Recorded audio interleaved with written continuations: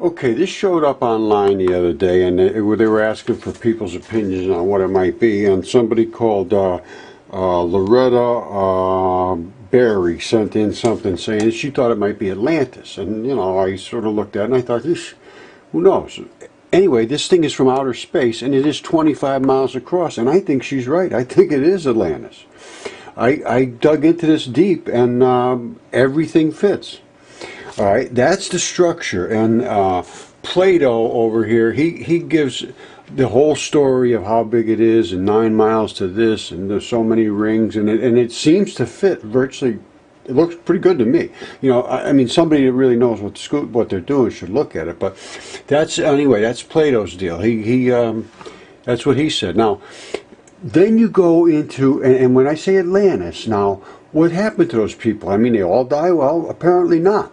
What happened here is this guy Diodorus was an ancient historian, wrote copious amounts of information for years and years and years in the BC era. Now, he claims that the Egyptians were the actual Atlanteans, it sounds like to me.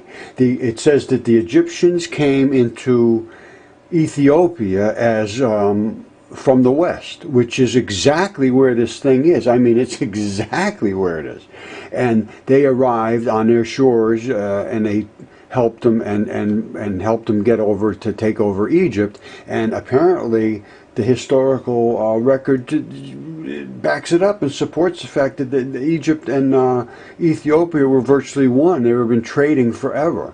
And, you know, those guys just all of a sudden popped up in Egypt and took over as kings and pharaohs and things, which is not understood, I don't think. You know, they just, it's the ancient dynasty, yada, yada. Well, they didn't just pop out of the sand. Something happened there, and that is these guys. And it says in all of these early writings that they came in with a highly polished everything. They came in with language and art and all of their customs and traditions, and they moved over in and took over Egypt, and that's what they did. Now, that's what I'm saying. Now, I could be wrong, but that's how I read these dots. And this guy here, this is whatever it is here, it's Omar Frederick, and it was good. It was helpful. And he just read basically what it says in the text, and that was good. Now, here it is. Here, this is Ethiopia. This is the Kush. Now look at this. What's up with this? I think there was gold caps on there, and somebody took them. I mean, they're exactly perfectly formed. Now, here's the deal. Atlantis was in the middle of the ocean. Now, it was in the middle of the Sahara Desert. So what's up with that? How long ago was that? Well, guess what? It was just last week. In archaeological times, check this out.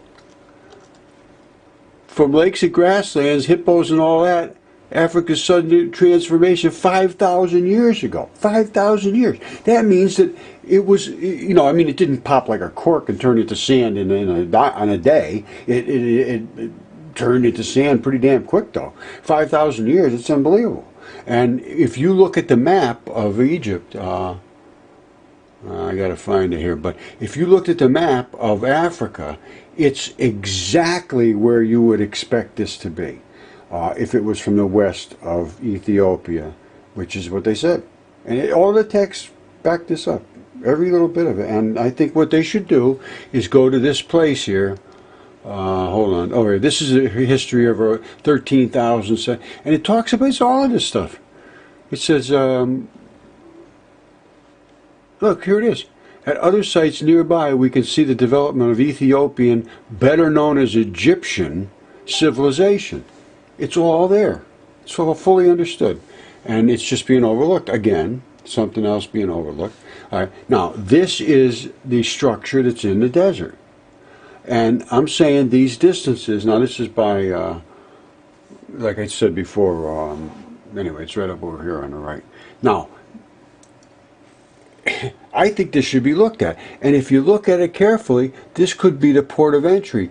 And you're going to find places here that have to be looked at that could be anything. I mean, there's going to be somebody in the that's knowledgeable should be able to look at this with a very, very scrutinizing, discriminating eye and figure out where you should look.